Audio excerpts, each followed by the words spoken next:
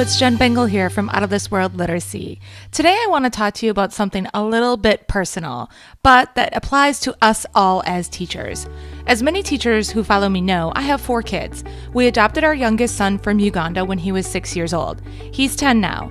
As a transracial family, we are working our way through this world one day at a time and using the things we hear, see, and feel as learning experiences to grow and become better world citizens. So, something happened to my little Jonah a few months back, and he just now found the nerve to tell me about it.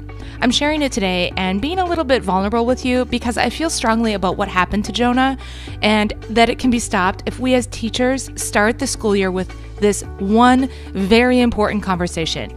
It may be the most important conversation you have with your class all year. But before I share what that conversation is, let me tell you the story. Jonah told me through sobs and tears the other day that a few months back, a boy who is his friend looked at him and said, "My friend told me that God made a mistake when he made black people." When I heard this, I was devastated, furious, and heartbroken all at the same time. How could someone say such a thing? How can a child in this day and age have this mindset? I just knew I had to speak out and use my platform to help put a stop to this nonsense. This is not okay, not at all. If we don't stand up and teach kids about racism and how to know the truth and that we are all created equal, you can bet your life that someone else is going to be teaching them ignorance. And as teachers, we have a duty to lay the foundation on day one of the school year for equality in our classrooms. We have to be proactive on this because you know what Jonah did after that comment? Nothing. He did nothing. He said nothing. He did not tell the teacher or adult leader because he thought he might get himself in trouble. He had no clue just how wrong this was or how to defend himself. He does now, though. So, on the first day of school, or any day really, sit your class down and establish an environment of equality right away.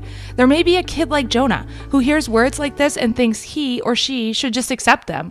Or a kid like his friend who hears ignorance and thinks it's okay to spread the word. No, put a stop to it before it happens. Here's something you can say to your class. Boys and girls, we are a new community together this year, and we will be spending a ton of time together as a community. I could not be more excited to learn together with you this year. As a community of learners, there is something we need to be clear on right away.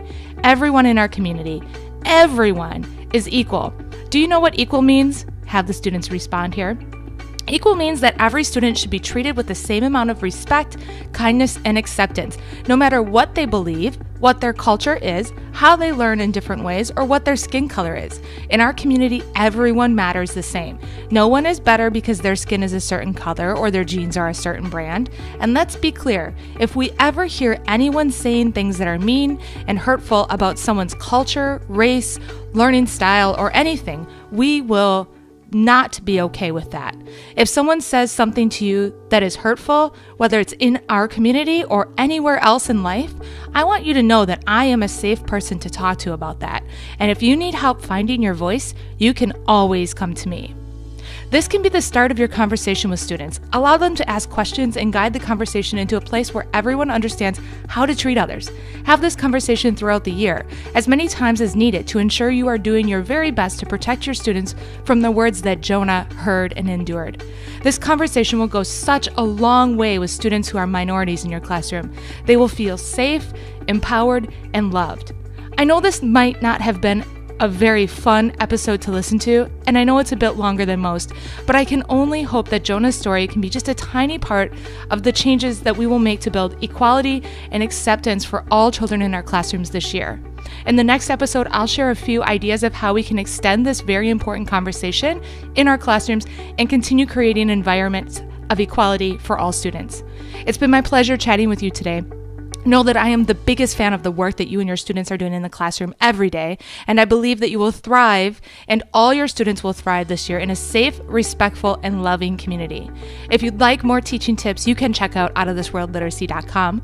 If you'd like to attend some free live webinar trainings on literacy instruction and receive certificates of participation, visit jenbengalwebinars.com. Until next time, you've got this.